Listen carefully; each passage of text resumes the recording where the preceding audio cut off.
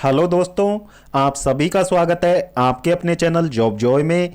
तो दोस्तों, जैसा कि आप सभी को पता है, आरआरबी एएलपी भर्ती सीबीटी 1 एग्ज़ाम आपका 25 नवंबर से यहाँ पे स्टार्ट हुआ था और दोस्तों 29 नवंबर तक आपका एग्ज़ाम यहाँ पे चला था।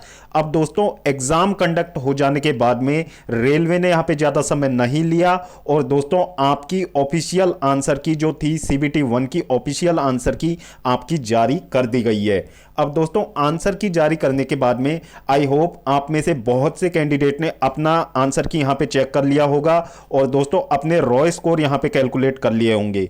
अब दोस्तों, आंसर की चेक करने के बाद में और रॉ स्कोर कैलकुलेट करने के बाद में कैंडिडेट के मन में काफ़ी ज़्यादा यहाँ पे डाउट्स आ रहे हैं कि इस बार कैटेगरी वाइज सेफ स्कोर क्या रहने वाला है, पेपर का डिफिकल्टी लेवल कैसा था, कौन सी शिफ्ट यहाँ पे हार्ड थी, कौन सी सबसे इजी शिफ्ट थी और किस शिफ्ट को यहाँ पे नॉर्मलाइजेशन का सबसे ज़्यादा फायदा मिलने वाला है और नॉर्मलाइजेशन में कितने मार्क्स का यहाँ पे फायदा मिल सकता है शिफ्ट वाइज।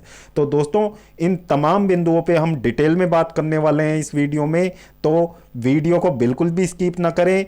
पूरी जानकारी के लिए वीडियो को अंत तक जरूर देखें और अगर इससे पहले आप हमारे चैनल पर पहली बार विजिट कर रहे हों तो सभी सरकारी भर्तियों के लेटेस्ट और ऑथेंटिक अपडेट्स पाने के लिए हमारे चैनल को जरूर सब्सक्राइब करें, साथ ही बेल आइकन को भी प्रेस कर लें जिससे आने वाली वीडियोस की नोटिफिकेशन आपको समय पर मिलती रहे।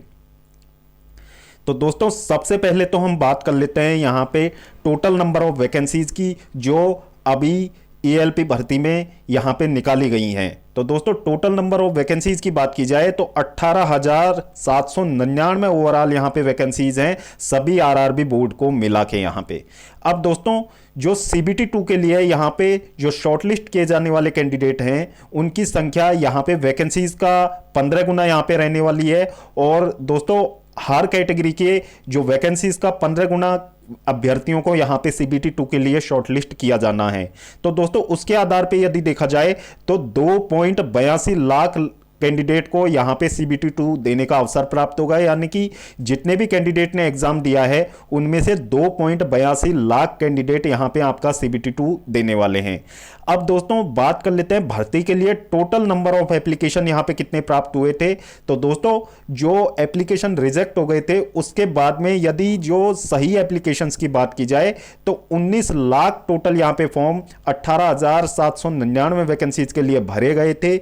अब दोस्तों, टोटल अटेंडेंस की बात की जाए तो दोस्तों ओवरऑल जो अटेंडेंस देखने को मिली है वो यहां पे लगभग 70 से 75% अटेंडेंस यहां पे देखने को मिली है, क्योंकि दोस्तों जो रेलवे के एग्जाम होते हैं वहां पे अटेंडेंस आपको 70 से प्लस ही यहां पे देखने को मिलता है, क्योंकि दोस्तों एसएससी वगैरह के एग्जाम में जो अटेंडेंस है आपका 50% से यहां पे नीचे रहता है, लेकिन दोस्तों जो रेलवेज के एग्जाम होते हैं वहां पे 70 या 75% या फिर इससे भी ज्यादा आपको अटेंडेंस देखने को मिलता है। अब दोस्तों, बात कर लेते हैं इतनी सारे जो कैंडिडेट एग्जाम में अपीयर होते हैं तो उनमें से यदि हम एक आइडिया लगा के चले तो 20 से 25% कैंडिडेट ऐसे होते हैं एग्जाम में जो कि एग्जाम के लिए जिन्होंने प्रिपरेशन नहीं की होती है या फिर बहुत लंबे समय से उन्होंने इस भर्ती के लिए प्रिपेयर नहीं है और वो सिर्फ एग्जाम देने के पर्पज से एग्जाम में यहाँ पे अपीयर होते हैं। बाकी उन्हें जो सीबीटी 2 में उनका सिलेक्शन होगा या नहीं होगा इस चीज से उन्हें कोई फर्क नहीं पड़ता है। तो ऐसे कैंडिडेट की बात की जाए तो लगभग 15 से 20% अभ्यर्थी ऐसे होते हैं। अब दोस्तों, बात कर ली जाए 15 से 20% अभ्यर्थियों की जो कि इस तरीके से एग्जाम देते हैं, उसके बाद में आपके जो 50% अभ्यर्थी यहां पे बचते हैं तो वो यहां पे एग्जाम के लिए यहां पे सीरियस होते हैं और दोस्तों 50% अभ्यर्थी यहां पे जो मेहनत करके एग्जाम देते हैं। अब दोस्तों, उनमें से यहां पे जो सीबीटी 2 के लिए कैंडिडेट को शॉर्टलिस्ट किया जाता है। अब दोस्तों, जो ऑफिशियल आंसर की आई है उसके बाद में जब अभ्यर्थियों ने अपने जो डेटा यहां पे रैंक मित्रा के साथ यहां पे शेयर किए हैं, ऑफिशियल डेटा है बिल्कुल, इसमें किसी भी तरीके का कोई फेक डेटा नहीं है। तो दोस्तों, जो रैंक मित्रा पे डेटा शेयर करने के बाद में जब शिफ्ट वाइज यहां पे रॉ स्कोर कैलकुलेट किया गया तो दोस्तों उसके आधार पर हम शिफ्ट के डिफिकल्टी लेवल को देखने वाले हैं कि कौन सी शिफ्ट यहां पे ज्यादा हार्ड रही थी और कौन सी सबसे इजी शिफ्ट आपकी रही थी। तो दोस्तों, टोटल 15 शिफ्ट में आपका एग्जाम यहां पे कंडक्ट करवाया गया था। अब दोस्तों बात कर लेते हैं सबसे हार्ड शिफ्ट की। तो दोस्तों सबसे नंबर 1 पे आती है आपकी 25 नवंबर की शिफ्ट 1, यानी कि पहली शिफ्ट ही आपकी सबसे हार्ड शिफ्ट इस बार की रही है, जिसमें कि जो कैंडिडेट के द्वारा प्राप्त डेटा के अकॉर्डिंग यदि बात की जाए एवरेज रॉ स्कोर की, तो दोस्तों यहां पे 32.398 यहां पे एवरेज रॉ स्कोर यहां पे प्राप्त हुआ है। 25 नवंबर की पहली शिफ्ट अब तक की सबसे हार्ड शिफ्ट यहां पे एवरेज रॉ स्कोर के बेस पे रही है। इसके बाद में दोस्तों 25 नवंबर की तीसरी शिफ्ट यहां पे सेकंड नंबर पे सबसे हार्डेस्ट शिफ्ट आपकी देखने को मिली है। इसके बाद में दोस्तों 25 नवंबर की जो सेकंड शिफ्ट थी उसमें भी एवरेज रॉ स्कोर यहां पे 33.288 यहां पे निकल के आया है। तो दोस्तों ओवरऑल जो देखा जाए तो 25 नवंबर की जो पहली, तीसरी और दूसरी शिफ्ट थी वो यहां पे टॉप 3 हार्डेस्ट शिफ्ट आपकी रही थी, यानी कि पहली शिफ्ट सबसे ज्यादा हार्ड रही थी, फिर दोस्तों उसके बाद में तीसरी शिफ्ट उससे ज्यादा हार्ड, उससे कम थोड़ा हार्ड रही थी, और दोस्तों जो पहली शिफ्ट थी वो आपकी हार्डनेस के लेवल में तीसरे नंबर पे आपकी रही थी। इसके बाद में दोस्तों आगे आने वाली शिफ्ट में जो डिफ़िकल्टी लेवल रहा है वो आप देख सकते हैं अपनी स्क्रीन पे, मैं धीरे धीरे स्क्रॉल कर रहा हूं। तो दोस्तों इनमें से जिस भी शिफ्ट में आपका एग्ज़ाम था उसके अकॉर्डिंग आप चेक कर सकते हैं और अंदाज़ा लगा सकते हैं कि नॉर्मलाइजेशन का फ़ायदा यहाँ पे किस शिफ्ट को ज़्यादा मिलने वाला है और किस शिफ्ट को यहाँ पे कम नॉर्मलाइजेशन का फ़ायदा मिलेगा। अब दोस्तों नॉर्मलाइजेशन की बात की जाए तो रेलवेज के एग्जाम में नॉर्मलाइजेशन में आपके जो परसेंटाइल बेस्ड नॉर्मलाइजेशन इस बार होने वाला है, तो दोस्तों नॉर्मलाइजेशन में यदि हार्डेस्ट शिफ्ट की बात की जाए तो दोस्तों 5 से 7 नंबर का इंक्रीमेंट आपको देखने को मिलेगा, इससे ज़्यादा का इंक्रीमेंट नहीं होगा, क्योंकि दोस्तों जो परसेंटाइल बेस आपका नॉर्मलाइजेशन फॉर्मूला इस बार लागू किया गया है उसके अकॉर्डिंग देखा जाए तो 5 से 7 नंबर का ही इंक्रीमेंट आपको देखने को मिलेगा। एसएससी की तरह बिल्कुल नहीं देखने को मिलेगा जहां 20 से 25 नंबर नॉर्मलाइजेशन में यहां पे बढ़ जाते हैं। तो दोस्तों 5 से 7 नंबर का ही आपको नॉर्मलाइजेशन यहां पे देखने को मिलेगा, क्योंकि दोस्तों जो ग्रुप डी भर्ती 2019 थी तो उसके सीबीटी बेस एग्जाम में भी परसेंटाइल बेस्ड नॉर्मलाइजेशन फॉर्मूले को यहां पे लिया गया था और उसके अकॉर्डिंग जब देखा गया था तो वहां पे भी जो हार्डेस्ट शिफ्ट थी वहां पे भी 5 से 7, 7 से 8 नंबर तक का ही इंक्रीमेंट देखने को यहां पे मिला था, ज्यादा इंक्रीमेंट देखने को नहीं मिला था। तो दोस्तों कुछ इसी तरीके का नॉर्मलाइजेशन इस बार रेलवे की सभी भर्तियों में होने वाला है। तो जो हार्ड शिफ्ट है उनको यहां पे 7 से 8 नंबर का मैक्स टू मैक्स यहां पे इंक्रीमेंट देखने को मिल सकता है, इससे ज्यादा इंक्रीमेंट नहीं होगा।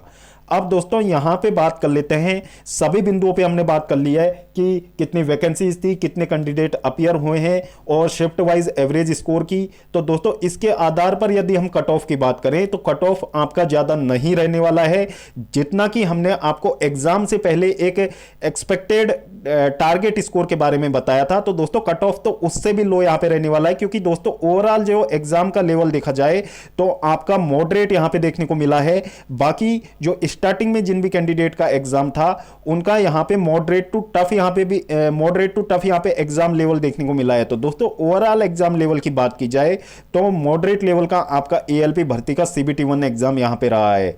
अब दोस्तों इसके आधार पर यदि हम बात करें एक एक्सपेक्टेड कट ऑफ की, तो दोस्तों कैटेगरी वाइज यहां पे कितना एक्सपेक्टेड कट ऑफ इस बार रह सकता है। तो दोस्तों सबसे पहले बात कर लेते हैं हम यूआर कैटेगरी की।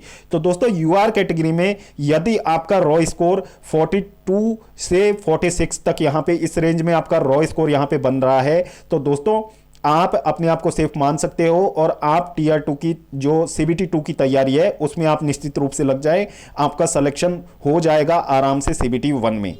अब दोस्तों प्लस माइनस 2 का आप वेरिएशन यहां पे ले सकते हो, बाकी जो कट ऑफ आपका रहने वाला है इसी रेंज में यहां पे रहने वाला है। और दोस्तों जो आपका कट ऑफ यहां पे तैयार होगा वो आपका सभी आरआरबी का अलग अलग कट ऑफ यहां पे तैयार होगा। तो दोस्तों कुछ आरआरबीज में कंपटीशन ज्यादा होगा तो दोस्तों वहां कट ऑफ अधिक जाएगी, और कुछ आरआरबीज में कंपटीशन उनकी तुलना में कम होगा तो वहां कट ऑफ कम जाएगी। तो उसके आधार पर हमने आपको ये मिनिमम और मैक्सिमम कट ऑफ का आइडिया दिया है। तो जिस भी ऐसे जोन में जहां पे हाई वैकेंसीज है तो दोस्तों वहां पे कंपटीशन ज्यादा रहने वाला है, तो उसके अकॉर्डिंग आप देख सकते हैं कि आपकी जो मैक्स टू मैक्स यहां पे रॉ स्कोर के बेसिस पे हम कट ऑफ बता रहे हैं। तो जो हाई कंपटीशन वाली जोन है उसमें यूआर कैटेगरी के 46 मार्क्स तक यहां पे कट ऑफ जा सकती है, और जो लो कंपटीशन वाली जोन है उनमें 42 तक यहां पे कट ऑफ जा सकती है, और जो कि मीडियम कंपटीशन वाली जोन है उनमें इन्हीं के बीच में कहीं पे आपकी कट ऑफ रहने वाली है यूआर कैटेगरी की। +-2 का आप वेरिएशन ले सकते हो। अब दोस्तों इसके बाद में बात कर लेते हैं ओबीसी कैटेगरी की। तो दोस्तों ओबीसी कैटेगरी की यदि बात की जाए 42 से 44 के बीच में यदि आपका रॉ स्कोर यहां पे बन रहा है तो दोस्तों आपको सीबीटी 2 की तैयारी में लग जाना चाहिए, समय बर्बाद नहीं करना चाहिए। और दोस्तों +-2 का आप वेरिएशन इसमें ले सकते हो। यदि इस रेंज में आपका स्कोर बन रहा है तो आपका टियर 1 क्लियर होने के बहुत अच्छे चांसेस इस बार रहने वाले हैं। अब दोस्तों ईडब्ल्यूएस कैटेगरी की यहां पे बात कर ली जाए तो ईडब्ल्यूएस कैटेगरी में यदि कैंडिडेट का रॉ स्कोर यहां पे 42 से 44 के रेंज में आपका रॉ स्कोर यहां पे बन रहा है तो दोस्तों आपको सीबीटी 2 की तैयारी में लग जाना चाहिए। +-2 का वेरिएशन आप ईडब्ल्यूएस कैटेगरी में भी ले सकते हो। यदि इतना स्कोर आपका बन रहा है तो आपको सीबीटी 2 की तैयारी में लग जाना चाहिए।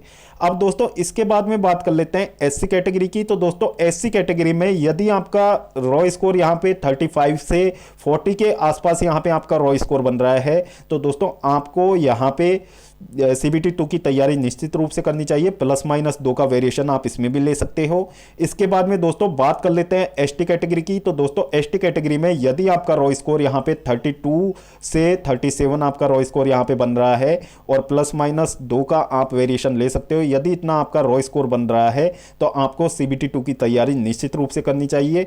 और दोस्तों ये जो ओवरऑल हमने आपको कट ऑफ बताई है ये रॉ मार्क्स के आधार पर आपको कट ऑफ बताई गई है। बाकी जब आपकी आंसर की जा रही होने के बाद में जब फाइनल यहां पे कट ऑफ निकलेगी तो वो नॉर्मलाइज कट ऑफ होगी, तो वो ऑब्वियसली इससे थोड़ी ज्यादा आपको देखने को मिलेगी, क्योंकि दोस्तों ये रॉ स्कोर के बेसिस पे है और नॉर्मलाइजेशन के बाद में ये कट ऑफ थोड़ी सी इंक्रीज हो जाएगी। बाकी नॉर्मलाइजेशन का अंदाजा आप शिफ्ट के डिफिकल्टी लेवल से लगा सकते हैं कि किस शिफ्ट को यहां पे नॉर्मलाइजेशन का ज्यादा फायदा मिलेगा और नॉर्मलाइजेशन में कितने मार्क्स आपके इंक्रीज हो सकते हैं, उस सब के बारे में हमने डिटेल में आपको आइडिया दिया है।